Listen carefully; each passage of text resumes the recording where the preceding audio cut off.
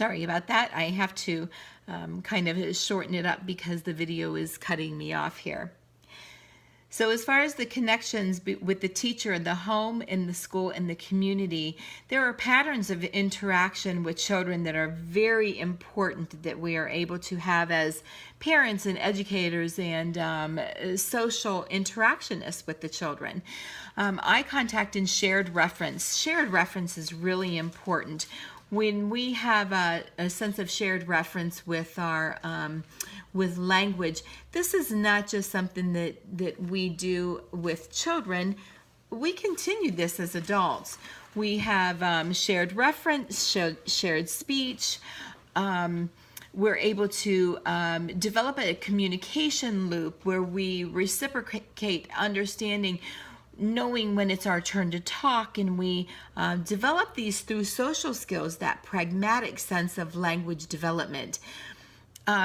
We have a certain child-directed speech, such as, come on, you can do it. You know, we may talk this way even to our pets a little bit too. Some theorists will say we shouldn't talk to children like this. Many parents would say it's quite all right to adopt this type of a speech with not just our own children, but also the children that we have in our classrooms. Sometimes our excitement and our enthusiasm tends to have that child-directed speech approach.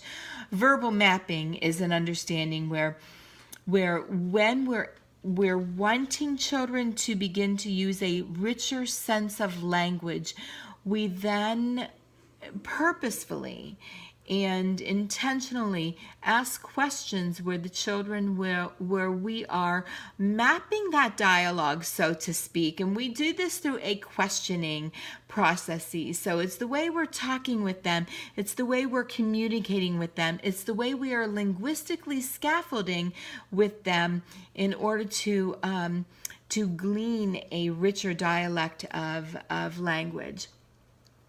As adults, we use a lot of mediation in our language, and we listen intently to our students, to our children, and we offer suggestion, and there's a lot of expressive and receptive language going on in the patterns of interaction.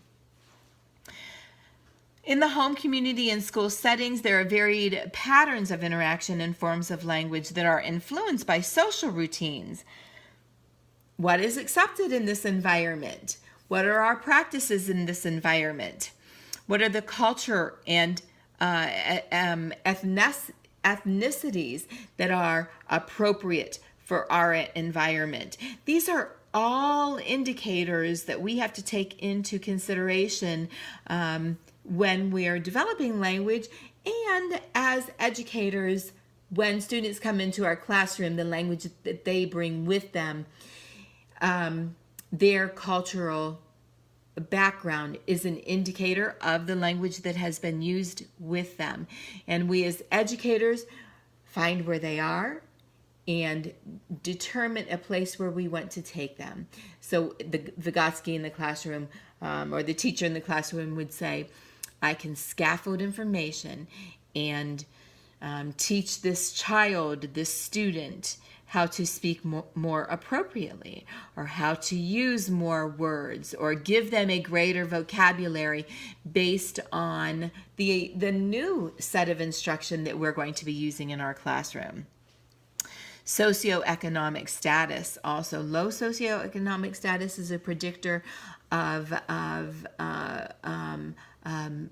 maybe language not being quite as rich. That doesn't necessarily mean that it always has to be that way, but it is a predictor of how language has been, how it has developed, and now we know where we need to go with it. We need to create richer, more opportunities for instruction, exploration, active responsibility, active communication in the classroom environment and within social settings in and around the classroom.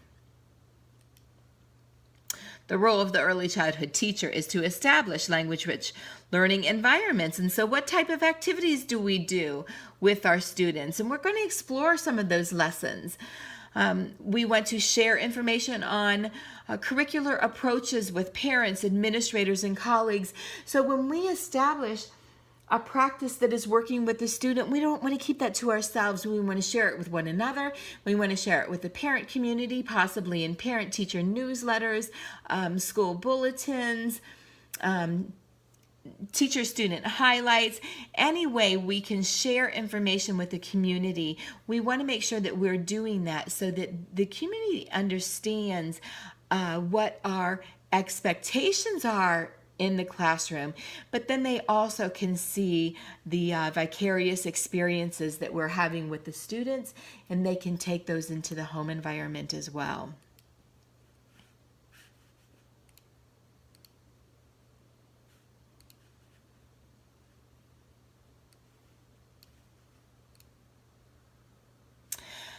Okay, so this is chapter 2, and I talked a little bit about the assignments that are due in this chapter.